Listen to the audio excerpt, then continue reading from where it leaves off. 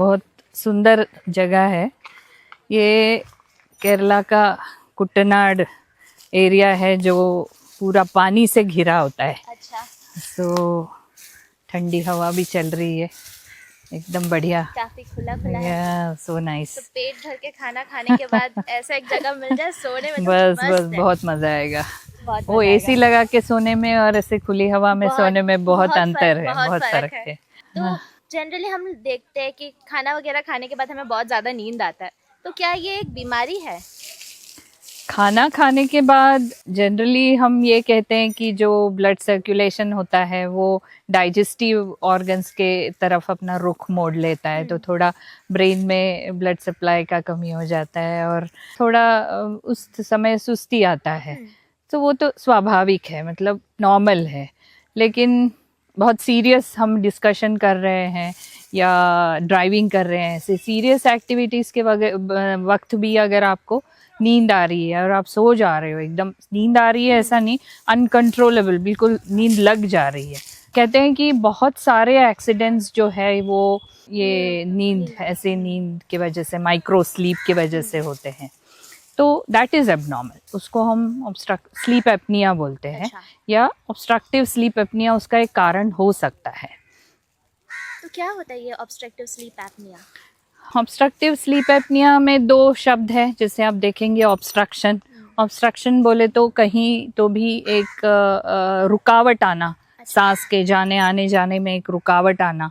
और एपनिया बोले तो सांस थोड़े सेकेंड्स के लिए, कुछ टाइम के लिए रुक सा जाना।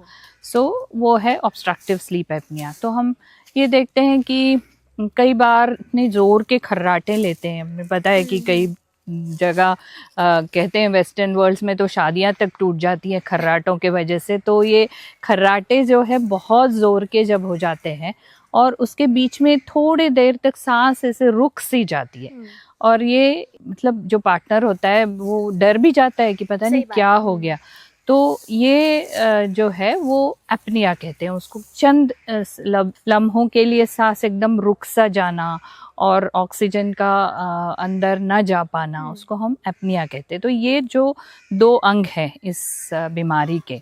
और तीसरा ये है कि डे टाइम स्लीपीनेस, दिन में बहुत नींद आना, स्पेशली अगर आप सीरियस काम कर भी रहे हो तब भी आपको नींद आ रही है, कुछ सीरियस बातचीत हो रही है उस दौरान भी आपको नींद आ गई, कुछ इंटरेस्टिंग आप देख रहे हो उसके दौरान भी आपको नींद आ गई, ड्राइव कर रहे हो तब भी आपको नींद आ गई।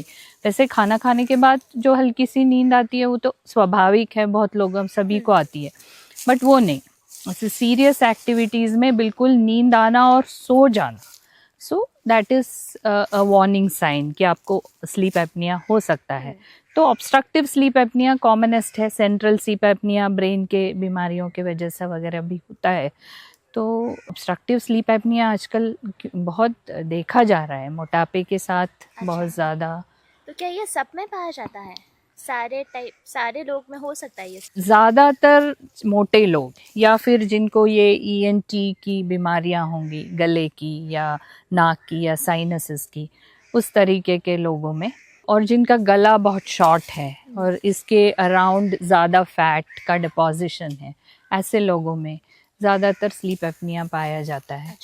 और स्लीप एपनिया का मेजर प्रॉब्लम यह है कि वो लाइफस्टाइल डिजीज़ेस के चांसेस बहुत बढ़ाता है। जैसे कई बार हम देखते हैं कि हम हाई ब्लड प्रेशर की दवा दे रहे हैं, एक दिया, दो दिया, तीसरी भी दे दी, फिर भी पता चला कि प्रेशर कंट्रोल ही नहीं हो पा रहा है।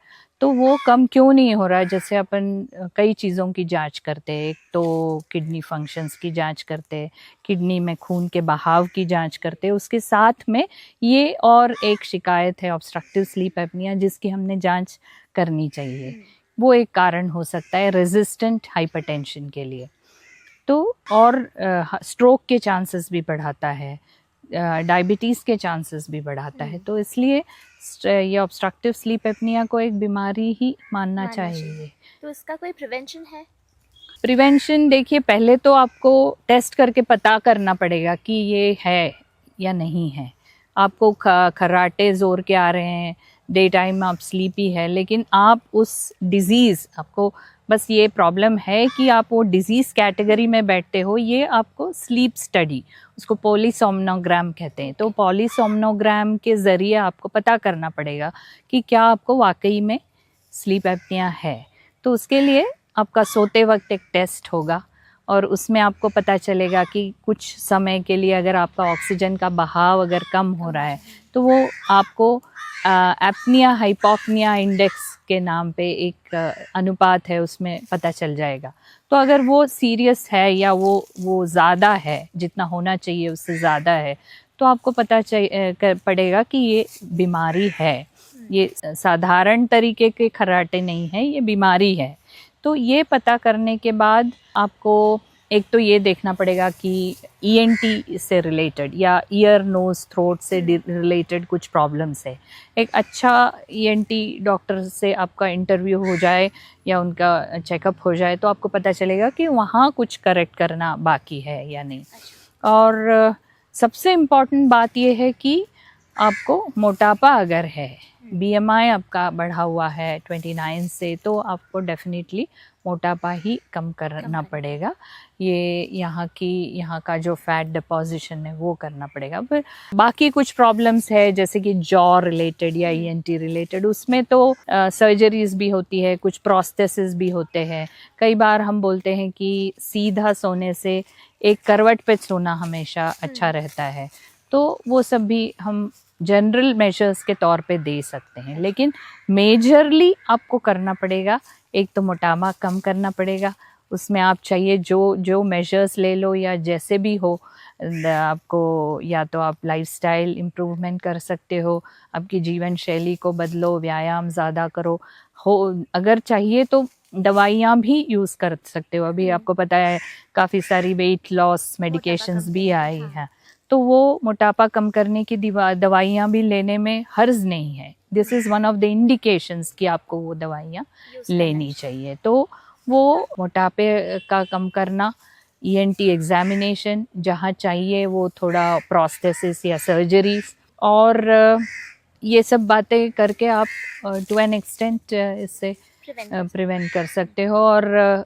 जहाँ आप देख रहे हो कि बहुत सीवियर डिजीज़ है, वहाँ आपको एक CPAP मशीन लगानी पड़ेगी। अच्छा। छोटा मिनी एक्सटर्नल वेंटिलेटर के जैसा मास्क होता है और उससे ऐसे हाई प्रेशर में हवा दी जाती है ताकि आपका ये अपर एयरवे जो है वो खुला रहे नींद के वक्त। तो वो भी बहुत इम्पॉर्टेंट है, वो भी बहुत काम आता है किसी सीवियर स्लीप एपनिया के, ऑब्स्ट्रक्टिव स्लीप एपनिया के मरीज़ों में हमको वो देना पड़ सकता है। लेकिन अगर देखें तो लाइफस्टाइल मॉडिफिकेशन और वेट रिडक्शन सबसे इम्पॉर्टेंट है। तो कैसे एकदम मामूली नींद जैसी एक चीज़ इतना खतरनाक हाँ, हो सकता इतनी है? खतरनाक हो सकती है और वो मेजर इंडिकेटर है। जैसे अभी तो कई बहुत अवेयरनेस आ गई है, लोग स्लीप स्टडी के लिए तैयार भी हो जाते हैं, डिटेक्ट हो जाता है तो CPAP लगाने के लिए भी तैयार हो जाते हैं। बट पहले तो जब हमने प्रैक्टिस शुरू किया था तो वो एक आध ही पेशेंट रेयरली रहता था जो CPAP एक्सेप्ट करता था, वरना तो वो कहते थे कि नहीं कुछ ऐसी चीज़ लगा के सोना तो बहुत मुश्किल है। बट अभी लोग समझते हैं कि इससे आगे चल के जो कॉम्प्लिकेशंस हो सकते हैं उनको प्रिवेंट करने में यही एक उपाय हो सकता है। सो बेसिकली जहाँ जहाँ मोटापन है वहाँ हमको ये ऑब्स्ट्रक्टिव स्लीप एपनिया की जांच करनी चाहिए। स्पेशली ये खर्राटे और डे टाइम स्लीपीनेस और स्लीप आपके कंट्रोल में नहीं रह रही है, ये सब अगर लक्षण होंगे तो आपको ये जांच करनी चाहिए।